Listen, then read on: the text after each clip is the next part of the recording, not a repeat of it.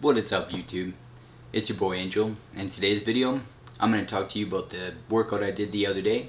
This is going to be my Natty video blog episode 3.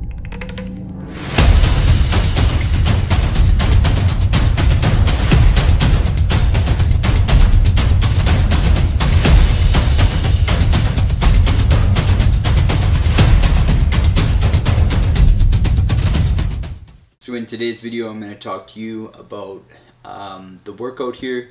Basically I did 3 movements on camera, and then the 4th movement was just push-ups, and I was basically doing them over and over and over again, and I really didn't feel that it was going to be fair to put you guys through that, so I didn't end up filming them.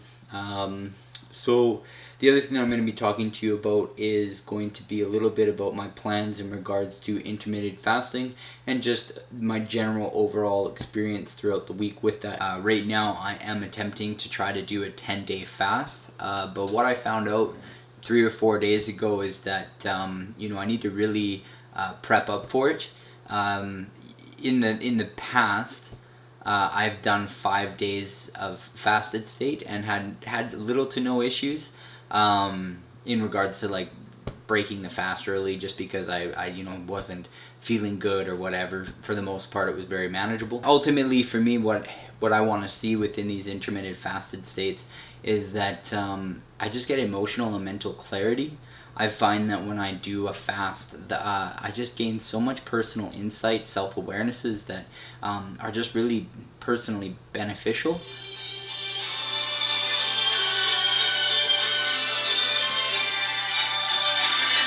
Washington. Right. So basically what I'm going to be doing for a little bit, probably for the next 3 weeks, is just practicing doing my 16 hours on, 16 hours fasted, and then an 8-hour eating window. So then that way, hopefully when I decide to do, say my next 24-hour fast to then maybe a 48-hour fast, I can just keep alternating in between these sorts of prolonged aspects of fasting to then really just prime myself and get ready to be able to do like a big 10-day fast. For anybody who doesn't know much about intermittent fasting, I'd like to cover just a little bit about it. Obviously, once again, I am no doctor and in no way am I an expert on this subject. Anything that you hear from me here is just strictly from Google research. So basically, from my understanding with intermittent fasting, what basically happens is instead of you operating off of insulin in order to create energy and delivering nutrients to the body, you basically are actually lowering your insulin, basically shutting it off just because you have no food in your system whatsoever. And instead you are actually utilizing HGH, human growth hormone, in order to be able to go into full-on ketosis and just be able to burn fat for fuel. And it can take anywhere from 24 to 48 hours to start going ketosis, and even then if you're primarily operating off of insulin, aka carbohydrates, then it's still, the body is in a rhythmic aspect of wanting the nutrients of carbohydrates and so on and so forth, glycogen in the system. So for me, what I need to do definitely is start getting off of primarily operating off of carbohydrates during the time that I plan to do my 10-day fast. Try to find a photo of myself back when I was doing intermittent fasting and how lean I got. I think in the photo that I have, I believe I'm about 12%, and I even got as low as 10, said the impedance scale, but of course take that with a grain of salt. I basically was doing intermittent fasting and a restricted caloric intake. Intermittent fasting definitely had huge benefits in terms of weight loss, and I presume that I'm going to have the same sort of experience in terms of weight loss. The reason why I'm personally doing intermittent fasting right now isn't so much about weight and isn't so much about getting abs, because quite honestly I've changed my view on fitness as a whole. I don't know when we decided to idolize abs as if they are like the pinnacle of health and fitness, because in reality you're not. You're starving, and it's basically poverty in order for you to be able to have abs to begin with. And like, let me tell you, erectile dysfunction at 25, 27 years old is not something to be bragging about. And that's literally what it takes in order to be able to get down to those single digit numbers. And for some people, maybe, other natural athletes who are extremely gifted, they may not have as hard of a time getting down to lean body fat numbers as I did, because maybe they sit at 12% naturally. Whereas for me, I sit more in between 20 and 16%. And that's with a good diet. That's with being pretty adamant with my nutrition. So even though I'm not really interested in doing this for weight loss, I am interested in doing this for mental and emotional and spiritual clarity. I see great benefit when I set out on a goal, and I'm going towards a particular direction with the mindset of doing my best.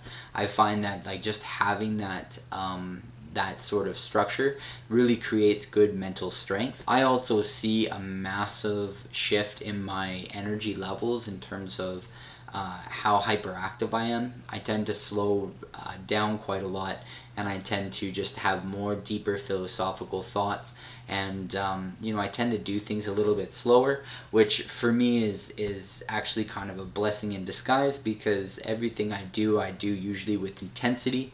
I mean, I'm sure a lot of you can tell that I talk really fast, and I lose train of thought very easily just because I'm just go.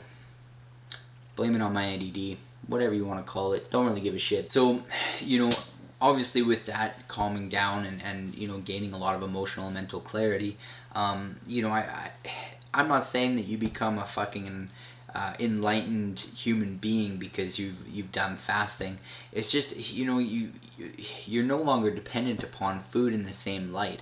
I mean, a lot of people who were in bodybuilding and powerlifting and all of that back in 2000 knew that if you didn't eat every 2 or 3 hours, you were going to lose a whole bunch of lean tissue or not build any lean tissue from your workouts. And I mean, today now, like, I don't know if you guys know this, but you don't actually have to eat every 2 or 3 hours. You can just eat when you eat, and as long as you get your total calories in, by the end of the day, you're still going to recover. And I think that, for anybody who doesn't believe that, I just invite you to try it out. Go out and experience it and see for yourself just like how adaptive the human body is. When you work that hard to build up lean tissue, the last thing the body wants to do is convert any of that muscle into fuel. That's basically the equivalency of turning steel into gold. And funny enough, the body can do it.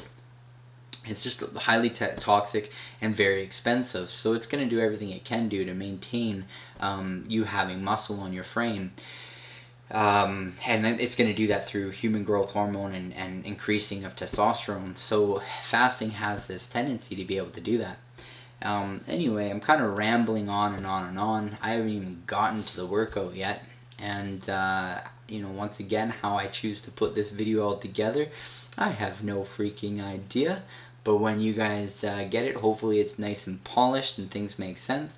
If you haven't already, please like and subscribe to this channel. It would really help me grow.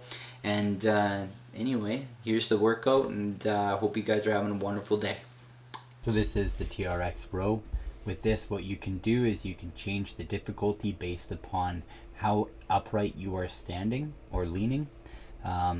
Ultimately, if you are all the way down to the ground, as you see in this video, basically you're at the hardest difficulty. This here is the TRX Tricep Extension. Basically, if you want to make this easier for yourself, what you're going to do is you're going to stand more upright. As you advance with this movement, you will find that you will be able to extend your feet more outwards, and basically you're going to be in almost like a planche position while performing the tricep extension. Just remember to keep your elbows in as close as possible, and the goal to ultimately is to isolate those triceps. You will find that your abs are going to get worked in this position.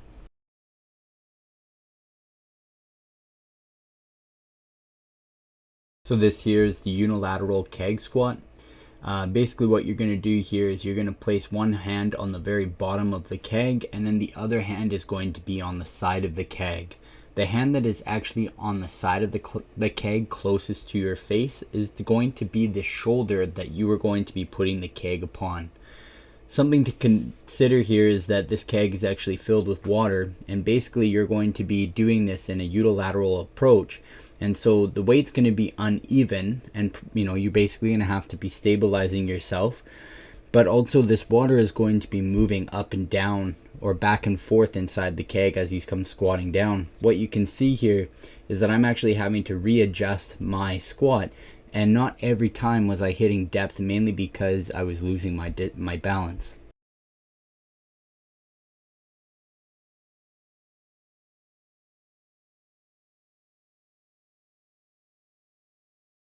Then what you're going to do is you're going to repeat that on the other side.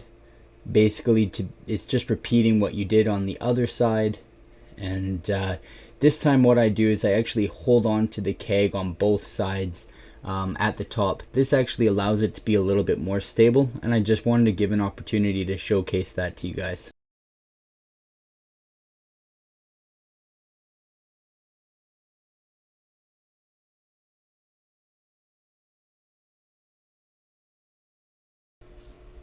Just a reminder, don't forget that I did do push-ups outside of this video. Basically, that was 3 sets of max effort push-ups. That's it for today's video. Don't forget, you beautiful people, transcend today for better tomorrows.